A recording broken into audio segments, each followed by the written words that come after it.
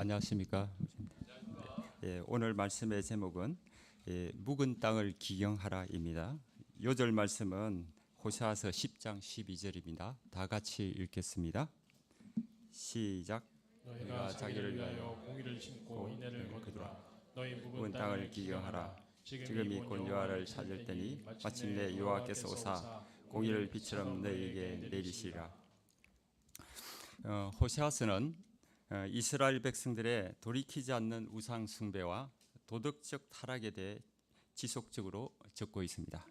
이와 함께 하나님의 경고와 구원의 약속도 반복되고 있습니다. 하나님은 불순종하는 이들을 포기하면 되는데 왜 이렇게 하시는 것입니까? 한마디로 그들을 사랑하셨기 때문입니다. 그들이 하는 행위를 보고 영원히 안 볼 것처럼 하시지만 잠시 후 언제 그랬냐는 듯이 다시 그들에게 말씀을 하시고 돌아오도록 하십니다. 오늘 말씀에서 하나님은 이스라엘 백성들에게 너희 묵은 땅을 기경하라고 하십니다. 그리하면 공의를 빛처럼 내리시겠다고 약속하십니다. 이는 하나님의 일방적인 은혜와 긍휼로 회복시켜 주시겠다는 메시지입니다. 오늘 말씀을 통해 하나님의 변함없인 사랑의 음성을 들을 수 있기를 바랍니다. 그리하여 풍요성에서 딱딱했던 마음을 기경하여 하나님이 주시는 은혜와 복을 잘 감당할 수 있기를 기도합니다. 제1장 이방 사람처럼 기뻐 뛰놀지 말라. 9장 1절을 보십시오. 이스라엘아 너는 이방 사람처럼 기뻐 뛰놀지 말라. 하나님은 이 이스라엘 백성으로 하여금 타작마당에서 기뻐 뛰놀지 말도록 명령하십니다. 이스라엘은 본래 추수하는 시기에 기쁨의 축제라고 불리는 초막절 동안 하나님께 풍요로운 수확을 감사드리고 가족, 친족들과 모여 음식을 나누고 기뻐하였습니다. 그런데 이제 기뻐하지 말라고 하십니다. 그 이유가 무엇 때문입니까? 1절 후반부를 보십시오. 내가 음행하여 내 하나님을 떠나고 각 타작마당에서 음행의 값을 좋아하였느니라. 그들은 풍성한 수확을 거둔 것이 바알이 준 것으로 생각하고 이방인과 함께 바알에게 감사하는 성대한 축제를 열고 춤을 추며 뛰놀았습니다. 늘 엄격하신 하나님 대신에 바알만 잘 모시면 이 풍요의 즐거움이 계속될 것 같았습니다. 그러나 그것은 잘못된 생각이었습니다. 그들에게 곡식을 주신 분은 바알이 아니라 하나님이셨습니다. 2절을 보십시오. 타작마당이나 술틀이 그들을 기르지 못할 것이며 새 포도주도 떨어질 것이요. 타작마당이나 술틀이 저희를 기르지 못할 것이라는 말씀은 이것들이 그들의 인생을 책임져 주지 못한다는 것입니다. 오히려 실망과 슬픔만 안겨줄 것입니다. 왜냐하면 하나님이 더 이상 곡물이나 포도주를 주시지 않을 것이기 때문입니다. 3절을 보십시오. 이스라엘은 결국 우상 숭배의 죄로 인해 하나님의 땅에 거하지 못하고 아수르로 끌려가게 됩니다. 그러면 그 땅에서 율법에서 금지된 더러운 음식을 먹을 수밖에 없습니다. 정신을 차리고 하나님께 전제를 드리고 자해도 포도주 같고 그들 손안에 있는 것은 애곡하는 자의 즉 조상집 음식과 같이 부정하여 도무지 하나님께 드릴 수 없습니다. 그때가 되어서야 그들은 아무리 혼이 나도 하나님과 소통할 때가 축복의 때였음을 깨닫게 될 것입니다. 일부 백성들은 가나안 땅에서 애굽으로 피난하여 잠시 안도하였지만 그 누구도 그들을 환영하지 않습니다. 그곳에서 쓸쓸히 살다가 묻힐 것이며 그들이 애지중지하던 보물은 찔레가지가 듣고 장막 안에는 가시 덩굴이 가득하게 될 것입니다. 그러면 이스라엘이 이렇게 된 책임이 누구에게 있습니까? 7절 전반부를 보십시오. 다 같이 읽겠습니다. 시작. 형벌의 날이 이르렀고 보응의 날이 온 것을 이스라엘이 알지라. 선지자가 어리석었고 신에 감동한 자가 미쳤나리. 1차적으로 선지자, 신에 감동하는 자, 곧 영적 지도자들에게 책임이 있었습니다. 그들은 어리석고 미치고 죄악이 많아서 멸망의 길로 가고 있었으나 깨닫지 못하였습니다. 그러므로 백성들을 바른 길로 인도하지 못했고 오히려 실족케 함으로써 새 잡는 자의 그물과 같은 역할을 하였습니다. 하나님은 이런 그들을 기브아의 시대와 같이 심히 부패하였다고 하십니다. 여기서 언급되는 기브아는 사사시대 기브아와 관련된 큰 전쟁을 가리킵니다. 이 전쟁은 기브아에 사는 불량배들이 한 레인의 첩을 강간한 사건을 계기로 전체 이스라엘 그리고 베냐민 지파 사이에 일어난 싸움으로 베냐민 사람들은 이 전쟁을 통해 거의 멸절하였습니다. 이 끔찍한 동족 상잔의 비극은 제사장 직분을 감당해야 할 레인이 첩을 들이는 간음죄로부터 시작된 것이었습니다. 그는 무책임하였으며 잔혹한 방법으로 극심한 분노와 폭력을 유발하여 이스라엘 전체를 혼란에 빠뜨리고 수많은 사람의 목숨을 잃게 한 악한 지도자였습니다. 우리 시대도 많은 문제를 가지고 있습니다. 그런데 믿음의 눈으로 보면 영적 지도자가 없는 것이 가장 큰 문제입니다. 그러므로 실패의 길을 가지 않으려면 하나님이 쓰실 만한 지도자가 필요합니다. 하나님께서 이번에 호세아서 말씀을 공부하게 하신 것은 우리를 이 시대 영적 지도자로 쓰시고자 하심임을 깨닫고 감사합니다. 그러면 영적 지도자는 어때야 합니까? 첫째, 하나님과 긴밀한 관계를 유지해야 합니다. 기도와 말씀 묵상을 통해 하나님의 뜻을 구하며 그분의 인도하심에 따라 섬겨야 합니다. 둘째, 겸손하게 섬기며 자신의 이익보다 하나님의 영광과 공동체의 유익과 영적 성장을 위해 헌신하는 마음을 가져야 합니다. 셋째, 높은 도덕적 기준과 정직함을 갖춰야 합니다. 말과 행동이 일치해야 하며 하나님의 기준에 따라 순결하고 거룩한 삶을 살아야 합니다. 넷째, 말씀을 깊이 연구하고 정확하게 가르칠 수 있어야 합니다. 다섯째, 인내와 사랑으로 양들을 돌봐야 합니다. 이상에서 볼 때 현재 우리의 상태로는 그 수준에 이르지 못합니다. 그러나 우리가 온전히 성장하여 이 시대를 섬기는 위대한 지도자들이 되기를 간절히 기도합니다. 제2장 광야에서 포도를 만난 같이 하였으며 10절 전반부를 보십시오. 10절 전반부 다 같이 읽겠습니다. 시작. 내가 이스라엘을 만나기를 광야에서 포도를 만난 같이 하였으며 너희 조상들 보기를 무화과나무에서 처음 맺힌 첫 열매를 본 같이 하였거늘.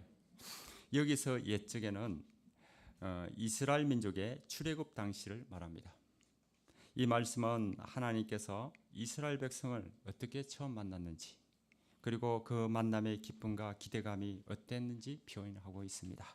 광야에서 포도를 만난 같이 하였다는 것은 목이 말라서 무엇인가 마실 것을 간절히 찾던 중에 싱싱한 포도를 만난 것 같이 기뻐하였다는 것입니다.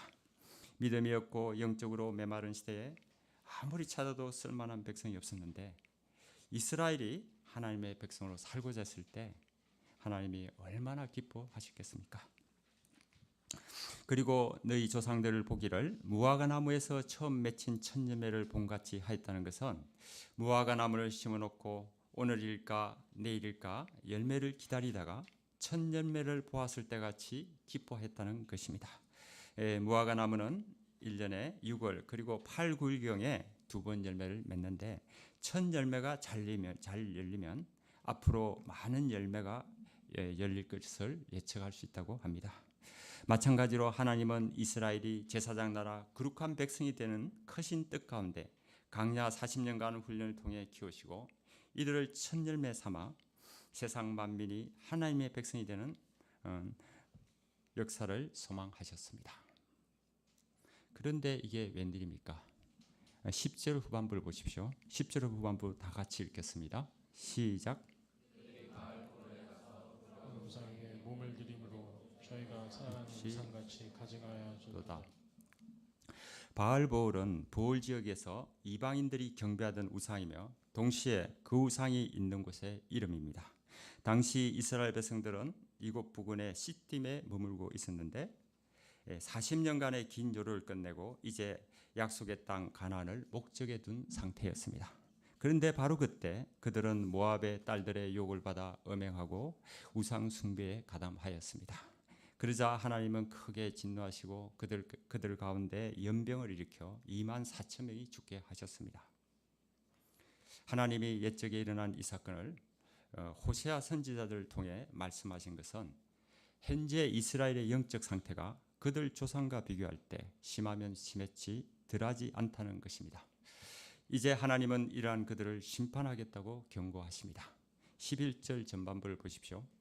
에브라임의 영광이 새같이 날아가리니 해산하는 것이나 아이 베는 것이나 임신하는 것이 없으리라. 에브라임은 장성함, 두 배로 결실함이란 뜻을 가지고 있습니다. 이 이름처럼 하나님은 그들을 다른 지파보다 크고 창성한 지파가 되게 하셨지만 이제 그 강성함은 한순간에 새처럼 날아가 버리고 해산도 할 수 없고 임신도 할 수 없게 될 것입니다. 13절을 보십시오. 내가 보건대 에브라임은 아름다운 곳에 심긴 두루와 같으나 그 자식들을 살인하는 자에게로 끌어내리로다. 당시 두로는 지중해 연안의 섬에 건설된 매우 아름다운 도시였습니다. 페니키아 문명권의 중심지로 화려한 건축과 수준 높은 문화를 가진 고대 세계의 보석과 같은 곳이었습니다. 에브라임은 이 섬과 같이 하나님의 특별한 보호를 받는 아름다운 존재였습니다. 그러나 우상을 숭배하며 하나님을 떠날 때 그 후손은 아수르에 의해 완전히 멸망당하게 될 것입니다. 그 결과가 얼마나 참혹한지 호세아 선지자는 역설적으로 저주를 기원합니다. 14절을 보십시오. 여호와여 그들에게 주소서 무엇을 주시려 하나이까? 아이 베지 못하는 태와 젖없는 유방을 주시옵소서. 호세아는 이스라엘의 자녀가 태어나지 않기를 간구합니다. 이는 그들이 해결치 않고 불의한 일을 계속하여 준엄한 심판에 처해질 것이 분명하였기 때문입니다. 그날에는 어린아이까지 모두 살육을 당할 것이므로 차라리 아이를 갖지 않는 편이 낫다는 것입니다. 15절 전반부를 보십시오. 15절 전반부 다 같이 읽겠습니다. 시작. 그들의 모든 악이 길갈에 있으므로 내가 거기에서 그들을 미워하였느냐. 하나님은 모든 악이 길갈에서 시작되었다고 하십니다. 길갈이 어떤 곳입니까? 길갈은 이스라엘 백성이 가나안 땅에 들어와 처음으로 진을 친 곳입니다. 이곳에서 12개의 돌을 세워 하나님께서 그들을 어떻게 인도하셨는지 기념하였고 할례 의식을 통해 하나님과의 언약을 갱신하였습니다. 이처럼 길갈은 하나님이 함께 하시고 가나안에서 영적 생활을 새롭게 시작한 곳이었습니다. 그런데 지금 길갈은 어떠합니까? 우상 숭배의 중심지가 되어 있었습니다. 그러므로 하나님은 이스라엘을 미워하십니다. 그들의 행위가 악함으로 자신의 집에서 쫓아내겠다고 하십니다. 이제 에브라임은 병든 나무가 되어 뿌리도 마르고 열매도 맺지 못합니다. 그럼에도 그들은 하나님의 말씀을 듣지 않습니다. 이제 하나님은 그들을 완전히 버리십니다. 자기 집에서 쫓아내실 뿐만 아니라 아주 멀리 보낼 것이라고 하십니다. 하나님은 우리를 먼저 사랑하셨습니다. 우리가 양이었을 때 목자님들의 섬김으로 인하여 하나님의 사랑을 깨닫게 하셨습니다.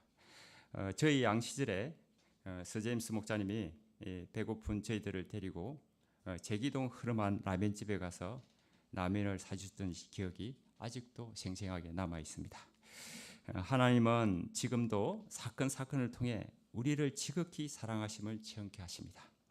이 광야 같은 세상에서 잘 익은 포도같이 무화과 첫 열매같이 우리를 귀하게 여기고 사랑해 주십니다. 우리가 이 하나님의 사랑을 기억하고 세상 우상들의 유혹이 다가올지라도 하나님만 섬기는 자들이 되어야 하겠습니다. 그리하여 하나님의 보호를 받으며 이미 주신 구원의 복을 잘 감당하는 종들이 되기를 기도합니다. 제3장 그들이 두 마음을 품었으니 10장 1절을 보십시오. 10장 1절을 다 같이 읽겠습니다. 시작. 이스라엘은 열매 맺는 무성한 포도나무라. 그 열매가 많을수록 재단을 많게 하며 그 땅이 번영할수록 주상을 아름답게 하도다. 현재 이스라엘은 자기를 위해 열매 맺는 무성한 포도나무였습니다. 그들은 열매가 많이 맺힐수록 재단을 더 많이 만들고 땅의 수확이 많아질수록 돌기둥을 더 아름답게 장식하였습니다. 2절을 보십시오. 그들이 두 마음을 품으으니 이제 벌을 받을 것이라. 하나님이 그 제단을 쳐서 깨뜨리시며 그 주상을 허시리라. 그들은 두 마음을 품고 있었습니다. 두 마음은 이중마음, 속이는 마음입니다. 거듭된 하나님의 경고로 하나님을 향하지만 온전히 마음을 정하지 못하였습니다.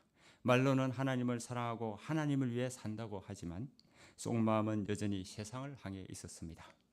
그들의 조상은 광야에서 공부할 때 겸손하게 하나님을 의지하였습니다. 그러나 현재 그들은 하나님의 은혜로 큰 번영을 누리고 있지만 점점 나태해졌습니다. 하나님을 제대로 섬기지 않는데도 축복이 계속되자 이 상황이 영원히 지속될 것처럼 안이한 자세로 더 이상 하나님을 의식하지 않았습니다. 또 두려워하지도 않았습니다. 그동안 잠시 곁눈질했던 바알신에게 이제 자신 있게 나아갑니다. 바알 축제에 가서 즐기는 춤과 음악, 여사제와 행하는 쾌락을 도무지 끊을 수 없습니다. 이처럼 이스라엘 백성들은 하나님이 주신 물질과 시간과 생명을 우상 제단에 바치며 육신을 즐겼습니다. 그 결과가 어떠합니까?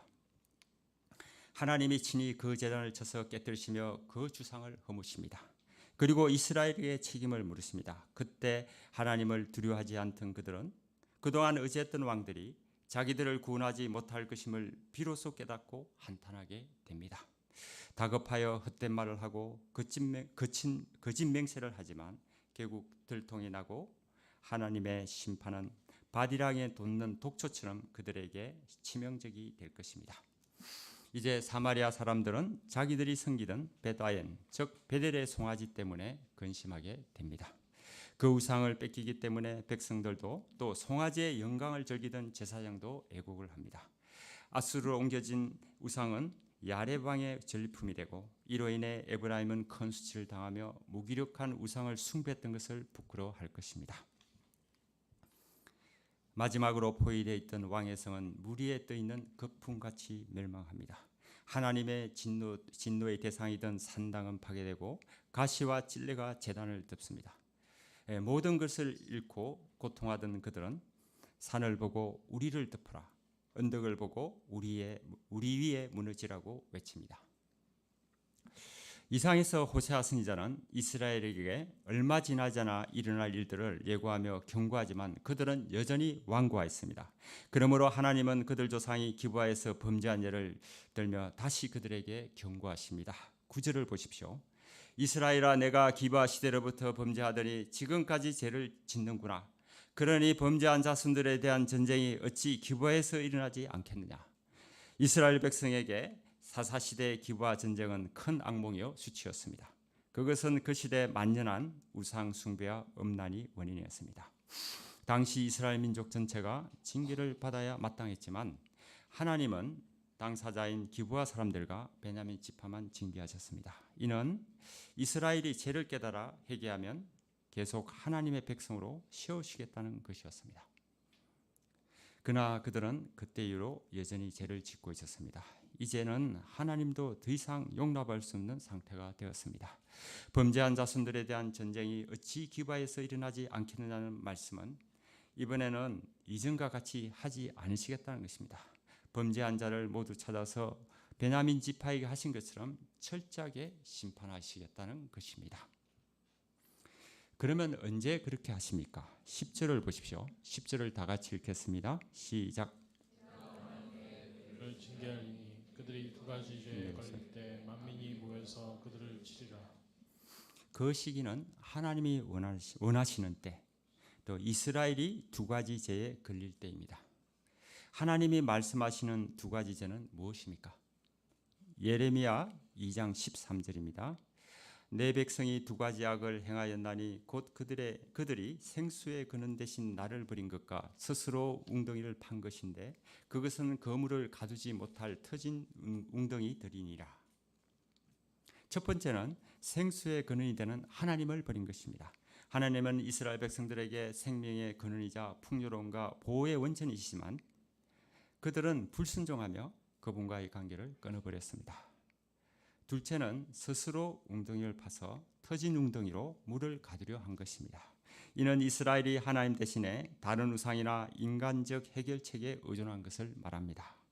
그러나 그들이 의지한 웅덩이는 터진 웅덩이로 물을 가두지 못합니다. 즉 하나님을 버리고 선택한 모든 다른 방법은 실패할 수밖에 없습니다. 또 로마서의 관점으로 보는 이스라엘의 두 가지 죄는 우상 숭배와 도덕적 타락입니다. 로마서 1장 23절 24절입니다. 다 같이 읽겠습니다. 시작. 썩어지지 않은 하나님의 영광을 썩어질 사람과 새와 짐승과 기어다니는 동물의 모양의 우상으로 바꾸느니라. 그러므로 하나님께서 그들의 마음의 정욕대로 두려움에 내버려 두사 그들의 몸을 서로 욕되게 하셨으니 이스라엘은 하나님을 거부하고 피조물을 경배하였습니다. 그러자 재성이 살아나고 양심을 하인맞아 회복할 수 없는 도덕적 타락에 빠졌습니다.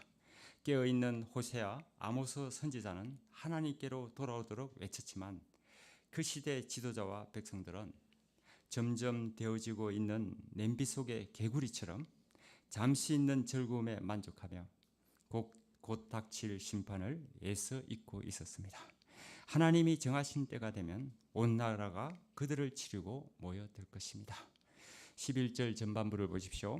에브라임은 마치 길들인 암소 같아서 곡식 밟기를 좋아하나. 에브라임이 길들인 암소와 같다는 것은 그들이 하나님의 택함을 받아 율법을 가졌고 말씀으로 훈련받은 자들임을 나타냅니다. 그리고 곡식 밟기를 좋아한다는 말은 소가 추수한 곡식을 밟아 떨면서 곡식을 마음껏 먹을 수 있는 자유를 누렸던 것을 말합니다. 이는 이스라엘이 하나님의 백성으로 하나님이 주시는 복을 누리고 즐거워하였음을 말합니다. 그런데 풍요가 지속되자 그들은 하나님으로부터 멀어졌습니다. 그러자 마음이 부패해지고 악행과 불의를 즐기게 되었습니다. 11절 후반부를 보십시오. 내가 그의 아름다운 목에 멍에를 메우고 에브라임 위에 사람을 태우리니 유다가 밭을 갈고 야곱이 흙덩이를 깨트리리라. 하나님은 이런 에브라임에게 멍에를 메우고 밭을 갈게 하겠다고 하십니다. 또 불의한 유다도 흙덩이를 깨트리는 일에 동원하십니다. 이는 그들이 이방 강대국에 멸망당하고 고달픈 포로 생활을 할 것이라는 말씀입니다. 하나님 안에서 훈련도 받고 때를 따라 양식도 공급받으며 행복할 수 있었으나 이제 그들의 운명은 사람을 태우고 섬기는 소, 밭 갈고 흙덩이를 깨뜨리는 비참한 항소 신세가 될 것입니다. 그러나 하나님은 이스라엘을 버려주지 않으십니다. 이스라엘의 죄는 미워하시지만 백성들은 사랑하셨습니다. 그러므로 심판을 앞둔 그들에게 구원의 길을 말씀하십니다. 제4장 묵은 땅을 기경하라. 12절 전반부를 보십시오. 다 같이 읽겠습니다. 시작. 자기를 위하여 공의를 심고 인애를 거두라. 그들의 구원을 위해 하나님이 주시는 미션입니다. 하나님이 먼저 공의를 심도록 합니다. 공의는 하나님의 성품으로 그분이 행하시는 모든 것이 선하고 공정하며 그분의 법과 규칙이 완전함을 나타냅니다. 따라서 공의를 심는다는 것은 하나님께로부터 이 완전한 공의를 공급받아 그것을 실행하는 것입니다. 그러면 먼저 이스라엘이 하나님과 연결되어야 합니다. 이스라엘이 그동안 하나님을 경록해 했지만 이제 그들이 하나님께 나오기만 하면 지난날의 어떤 죄도 용서하시고 공의를 심는 거룩한 백성으로 쓰시겠다고 합니다. 그리고 이스라엘이 이렇게 순종하면 인애의 열매를 맺을 것을 말씀하십니다. 하나님은 이제 공의를 심기에 먼저 무엇을 시작해야 하는지 말씀하십니다. 12절 후반부를 보십시오. 12절 다 같이 읽겠습니다. 너희 묵은 땅을부터 읽겠습니다. 시작. 너희 묵은 땅을 기경하라. 지경이 곧 여호와를 찾을 때니 마침내 여호와께서 사 공의를 빛처럼 너희에게 내리시리라. 너희 묵은 땅이라 하심으로 현재 이스라엘의 내면이 묵은 땅과 같음을 말씀하십니다. 묵은 땅은 오랫동안 방치하여 못 쓰게 된 땅입니다. 땅은 오랫동안 갈지 않고 내버려 두면 딱딱해져 씨를 심을 수 없습니다. 또 그리고 심는다 해도 잡초와 가시로 인하여 싹이 자라 열매를 맺기 어렵습니다. 따라서 씨를 뿌리려면 먼저 무쟁기로 땅을 갈아엎는 기경을 해야 합니다. 마찬가지로 하나님은 마음이 딱딱한 이스라엘 백성들에게 영적 기경을 하도록 하십니다. 지금이 곧 여호와를 찾을 때니 하시므로 지금 당장 그렇게 하라고 하십니다. 이는 현재 이스라엘의 모든 문제는 하나님께로 나와야 해결될 수 있다는 것입니다.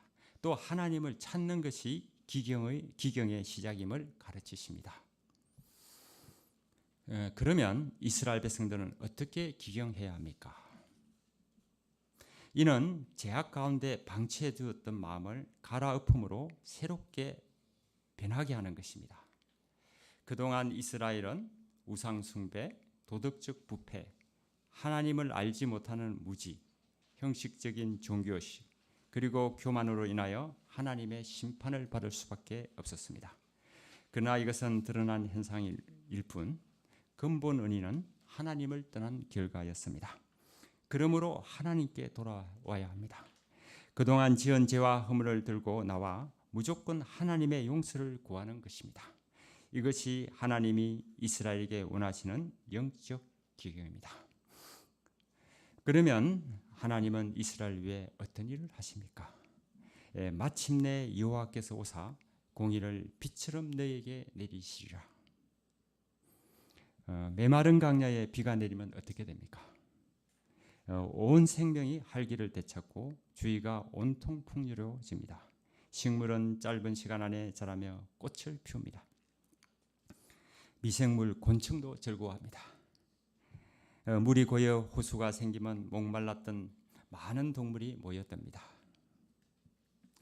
씨를 뿌려놓은 농부는 내리는 비를 맞으며 올해도 농사가 잘 되겠구나 기대하며 기뻐합니다. 이처럼 공의의 비가 내리면 메마르고 황폐해진 이스라엘 백성 그리고 우리 모두 살아나게 될 것입니다. 그때 공의의 신호 인하여 열매 맺는 인애가 충만하게 됩니다. 하나님을 사랑하고 이웃을 사랑하는 마음이 가득합니다. 거룩한 예배를 드리고자 온매무시를 다듬게 되고 하루라도 말씀을 보지 않으면 두려움이 생길 정도입니다. 같이 예배드리는 동역자들을 보석같이 귀하게 여기고 캠퍼스 지성인들에게 이 놀라운 인애를 전하고자 하는 마음이 간절하게 됩니다. 또 주위의 슬픈 분을 위해 기도하고 아픈 분을 위해 기도하며 아직도 어린 영적 자녀를 위해 기도하고 나의 앞길을 위해 기도할 것입니다. 그 결과 하나님이 생각만 하여도 기쁘고 또 배가 부르고 감사가 충만할 것입니다.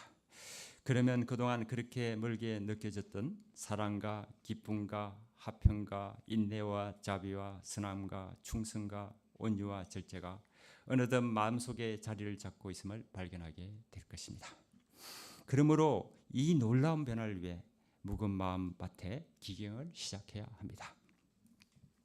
그런데 이스라엘 백성들은 지금까지 무엇을 거두었습니까? 13절 전반부를 보십시오.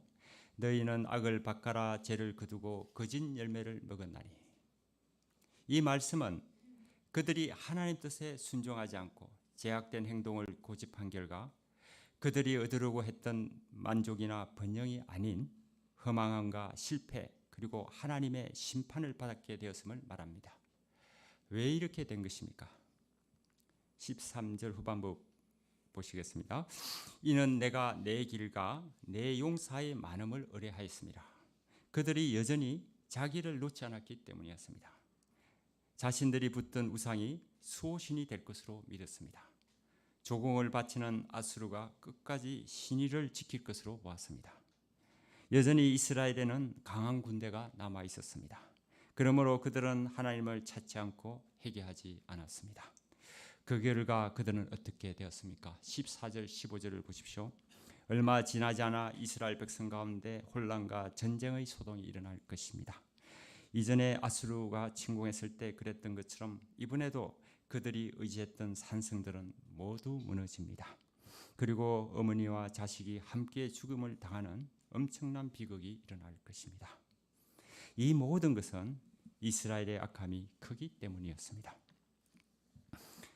호세아 선지자가 이 심판의 말씀을 전할 때 북이스라엘은 정치 경제적으로 큰 번영을 누리고 있었습니다.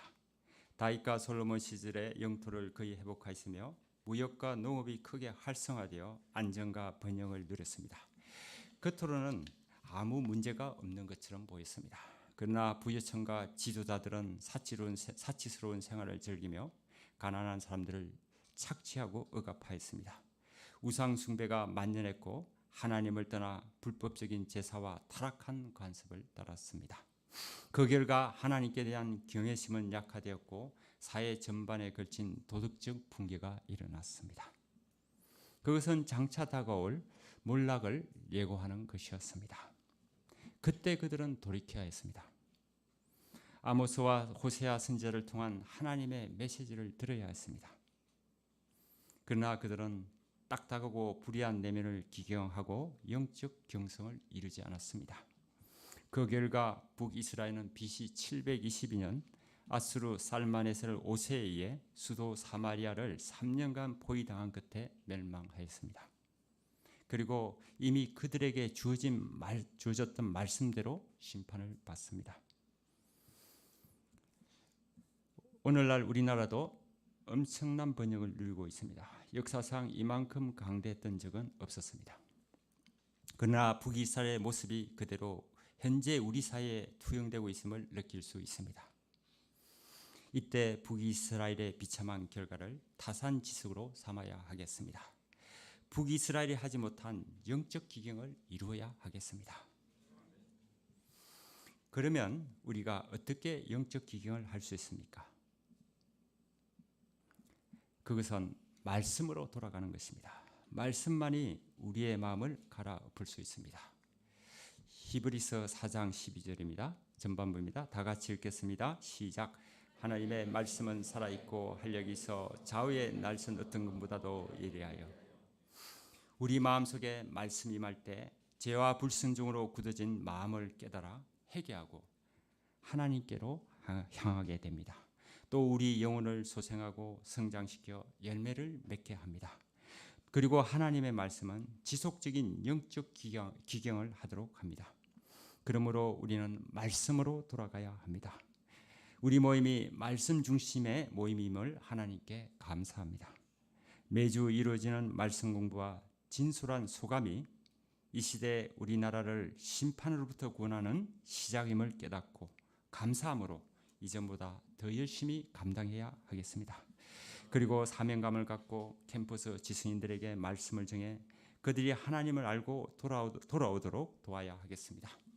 무엇보다 우리가 복신앙에서부터 말씀으로 기경되어 하나님이 주시는 공의의 단비를 받고 하나님께로 전적으로 돌이키는 역사가 일어나기를 간절히 기도합니다. 저는 늘 새벽 기도를 드리지만 출근하기에 바빠 하나님의 말씀을 깊이 붙들지 못하였습니다. 그때 생활 가운데 각종 염려와 걱정이 찾아왔습니다. 오늘 말씀을 통해서 하나님은 저의 딱딱한 마음을 깨닫게 하시고 말씀으로 기행하도록 하십니다.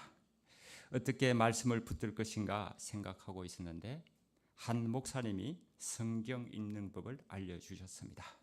그분은 구약을 340번, 신약을 1000번 정도 읽었는데 성경을 100번 정도 읽으면 말씀이 성경을 읽도록 이끌어 가신다고 하셨습니다.